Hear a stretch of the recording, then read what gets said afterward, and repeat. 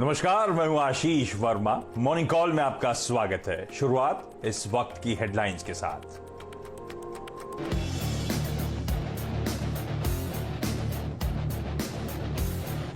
एशियाई बाजारों की मिलीजुली शुरुआत, लेकिन एसजीएक्स निफ्टी में फ्लैट कामकाज। डाउ फ्यूचर्स 75 अंक ऊपर। टेक शेयरों में मुनाफा वसूली के बावजूद कल मजबूत बंद हुए थे अमेरिकी बाजार।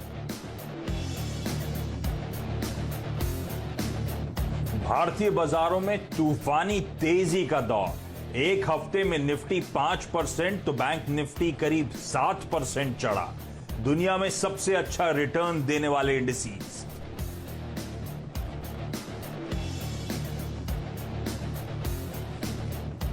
एचयूएल ने पेश किए अनुमान से कहीं बेहतर नतीजे। मुनाफे में 7 तो रेवेन्यू में 4% से ज्यादा की बढ़त। मार्जिन्स में हल्की कमी, वॉल्यूम्स में भी आशंका से कम गिरावट।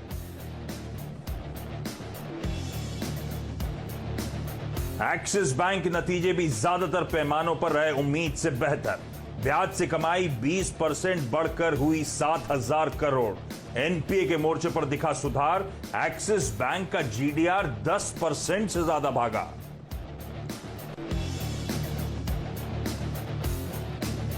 मिले जुले रहे बजाज फिनसर्व के नतीजे। इंश्योरेंस कारोबार में दिखी जोरदार ग्रोथ। कंपनी का मुनाफा करीब 44% बढ़कर 1215 करोड़।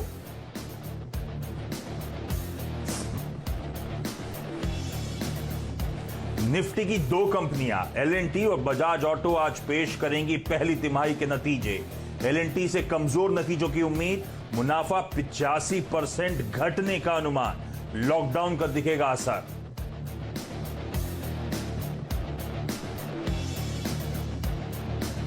टीटी के प्रेस्टीज, ला उपाला, बोरोसिल जैसे शेयरों पर आज होगी नजर।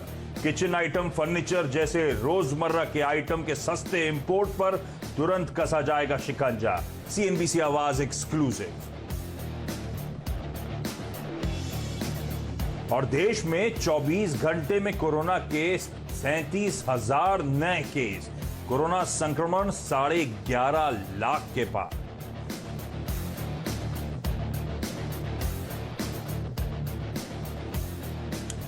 चलिए, बुधवार की सुबह तो हफ्ते के मिड पॉइंट पे आके हम खड़े हुए हैं, या कहें कल की वीकली एक्सपायरी से ठीक एक दिन पहले का ऑल इंपॉर्टेंट सेशन। और हफ्ते के सेकेंड हाफ में एक्शन और पिकअप होता हुआ नजर आएगा। दिग्गज कंपनियों के नंबर्स लाइंड अप है, ध्यान रखिएगा।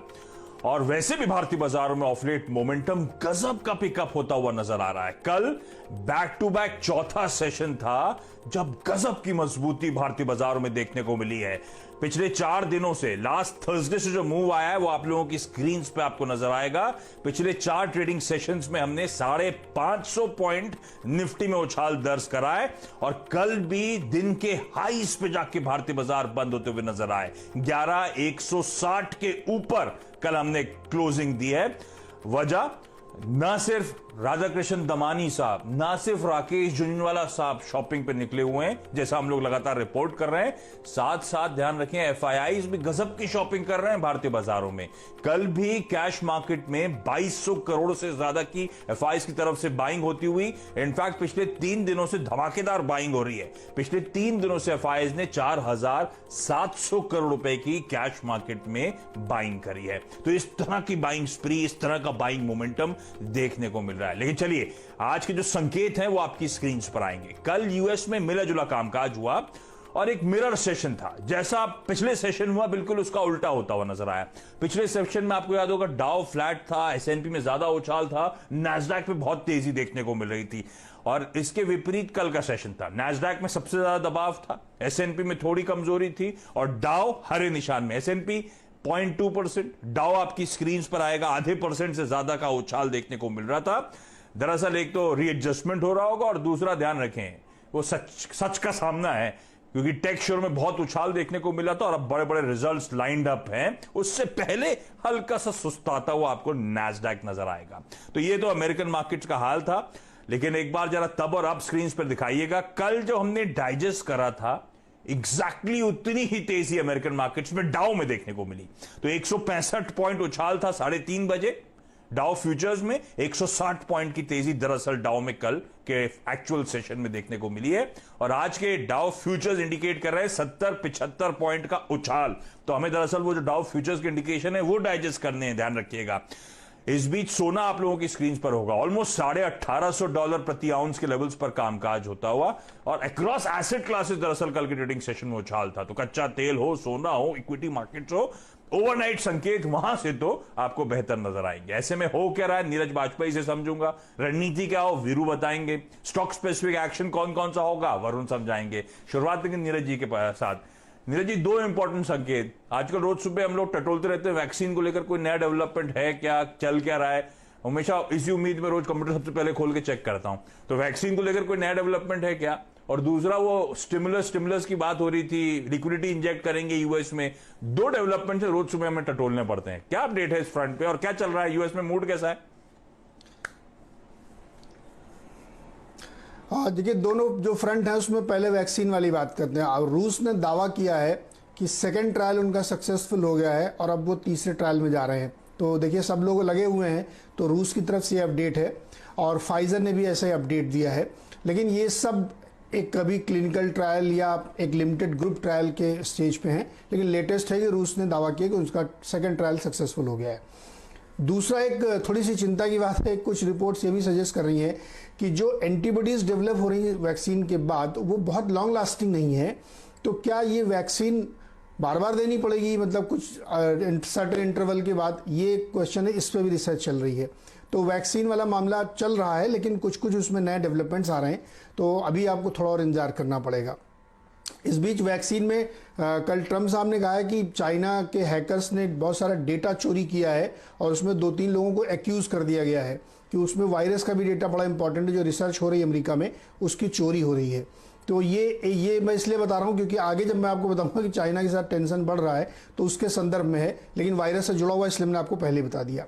अब दूसरी बात आपने पूछी पैकेज के लिए, तो कल सुबह मैं जिक्र आपसे किया था कि ईयू में कुछ मतभेद है, लेकिन कुछ अमाउंट कम करके उसको एग्रीमेंट की बात हो रही, जो कि हो गया था कल दिन के दौरान ही एक्चुअली हो गया था।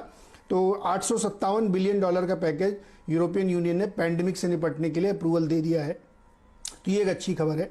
दूसरा, अमेरिका की तरफ से भी $1 ट्रिलियन के पैकेज पर डिबेट चल रही है, और वो इसी महीने या इसी हफ्ते मुझे लगता है कि अप्रूव हो जाए, क्योंकि 8 अगस्त के बाद से वहाँ पे शेड्यूल छुट्टियाँ हैं, तो वहाँ की सीनेट चलेगी नहीं, तो उससे पहले हो जाएगा, और डिबेट चल रही है। तो ये $1 ट्रिलियन पे सीनेट के दूसरे मेंबर यानी डेमोक्रेट्स भी इस पे एग्री हैं, रिपब्लिकन तो है ही हैं।